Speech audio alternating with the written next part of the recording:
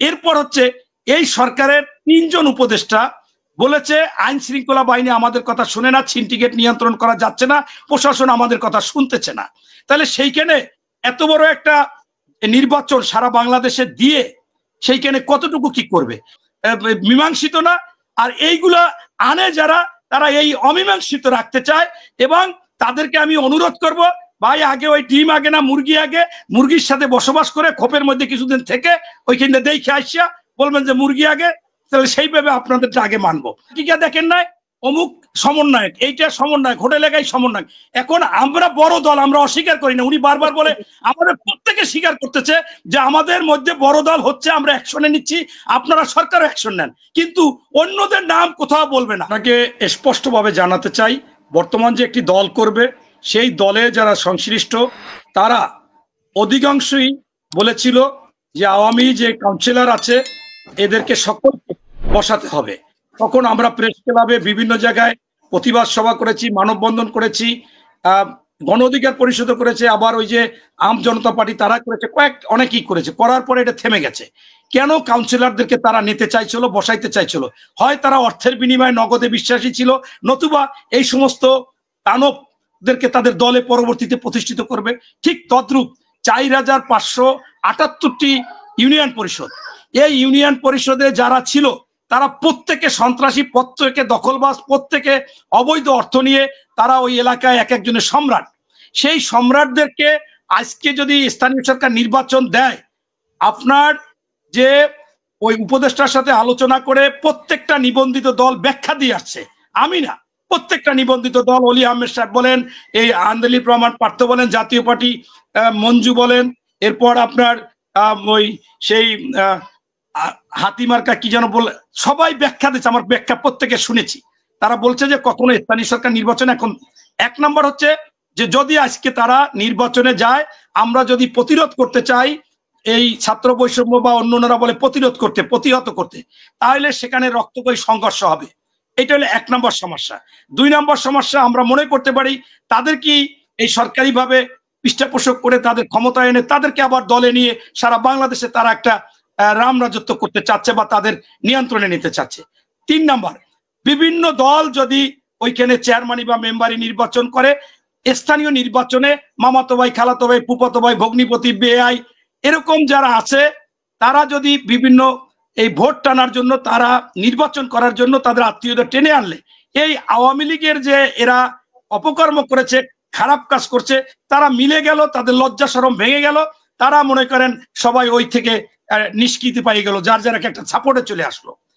এরপর হচ্ছে এই সরকারের ৩ জন উপদেষ্টা বলেছে আইন শৃঙ্খলা বাহিনী আমাদের কথা শুনে না, সিন্ডিকেট নিয়ন্ত্রণ করা যাচ্ছে না, প্রশাসন আমাদের কথা শুনতেছে না। তাহলে সেইখানে এত বড় একটা নির্বাচন সারা বাংলাদেশে দিয়ে সেইখানে কতটুকু কি করবে? আমি একাধিক বা অনেক পুলিশ প্রশাসনের সাথে আলাপ করেছি যে আপনারা কেন এই সন্ত্রাসীকে ধরতেছেন না। বলছে যে আমরা কি অন্তর্বর্তীকালীন সরকারের কথা শুনবো, আমরা কি জামাতের কথা শুনবো, আমরা কি এই যে নতুন একটা দল হবে ছাত্র বৈষম্য এবং নাগরিক কমিটি থেকে, তাদের কথা শুনবো, নাকি বিএনপির কথা শুনবো? যদি আমরা আজকে কোন দল আসবে, আমরা কি বিপদে পড়বো? এই যে তাদের মধ্যে একটা ভয়, এই জন্য দ্রুত জাতীয় সরকার নির্বাচন করলে ওনরা অবশ্যই সবকিছুই করতে পারবে নিয়ন্ত্রণে। স্থানীয় সরকার নির্বাচন না, মানে জাতীয় সরকার যদি নির্বাচন আগে হয়, তাইলে একটা সরকারের অধীনে চলে আসবে, তখন আইন শৃঙ্খলা বাহিনী ঠিকই তাদের কথা আদেশ মানবে যে এরা ৫ বছর বা ৪ বছরের জন্য আসছে, আমরা আস্থা রাখতে পারি। এখন তো আস্থা রাখতে পারতেছে না যে কারে কোনটা কে ক্ষমতায় বসাইবে।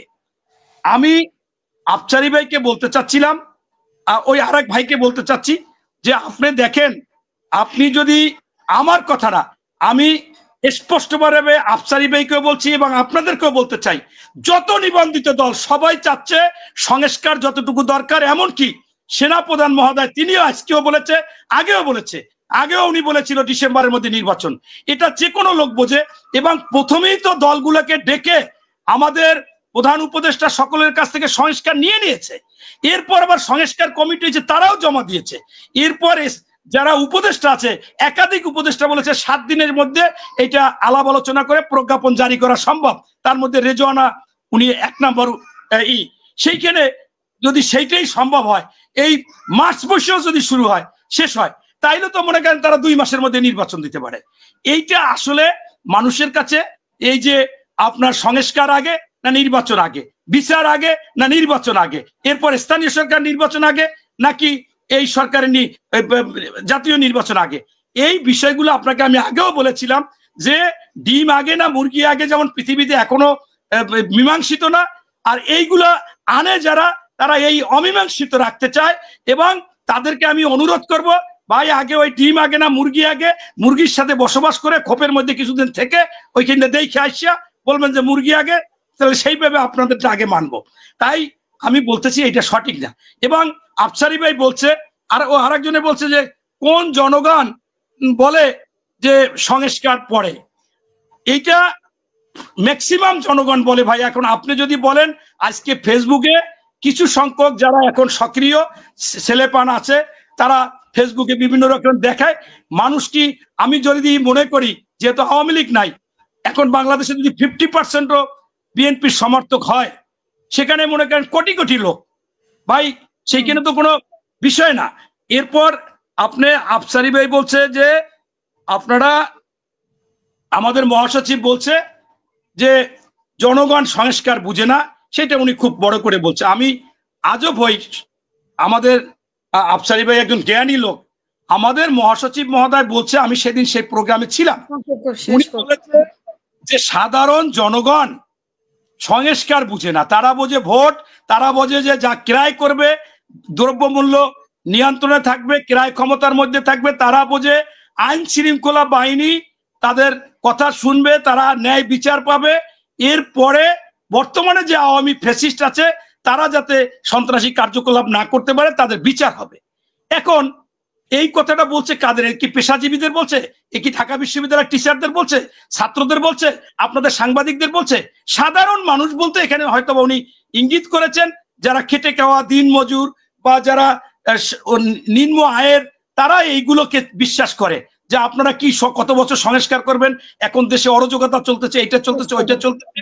আর মাইক দিয়ে যে ছেলে যুব দলের আপনার করেছে, একজনে বলছে মাইক দিয়ে করতেছে, ওকে কালকে যুব দলের কেন্দ্রীয় কমিটির সাংবাদিক সম্মেলন করে বহিষ্কার করার আগে সেইখানে গিয়েছে যুব দলের সাধারণ সম্পাদক নুরুল ইসলাম নয়ন, যাইয়া সেখানে মামলা করেছে, এরপর এসে সাংবাদিক সম্মেলন করেছে, থানায় বইলারছে, তাদেরকে যেখানে পাবেন ধরতে হবে। এখন আফসারি ভাই বলে যে কতজন আর ধরছেন, আপনি বলেন আমরা সন্ত্রাসী ধরে দিচ্ছি, আসেন। আমার কি সন্ত্রাসী ধরার দায়িত্ব আছে? আইন শৃঙ্খলা বাহিনীকে আমি হাতে তুলে নিতে পারি? এটা কোনোদিন পারি না। আমি একজন সচেতন মানুষ হইয়া আমরা বলতে পারি যে আপনারা এটা করেন, আমাদের আপত্তি নাই, সেইটা আমরা বলে যাচ্ছি।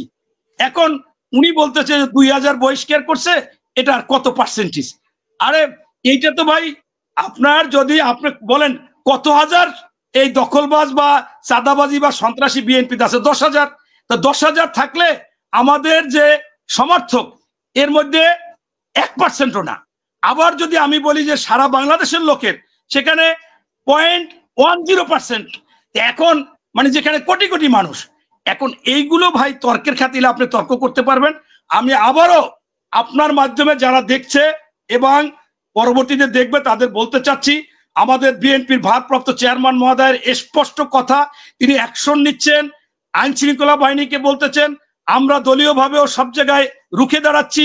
এবং এইটা পাশাপাশি অপপ্রচারও, আপনাকে আমি ছবি দেখাইতে পারি যে যেখানে আপনার ওই গাজীপুরে, সেখানে কিন্তু তারা আপনার ওই যা সাথে ছিল সব আমাদের একজন মাত্র যুব দলের সদস্য, নেতাও না। এবং আমি এখন শেষমেশ আফসারি ভাইকে বলতে চাচ্ছি, আমার কাছে 5টা ভিডিও আছে, সাংবাদিকরা টকশোতে এসে বলেছে যে অমুক অমুক তদবির বাণিজ্য করে, তার মধ্যে ইলিয়াস 5 জনের ছবি দিছে। আফসারি ভাই তো এদের বিরুদ্ধে একবারও বলে না। এইটা দেখেন আপনার, এইটা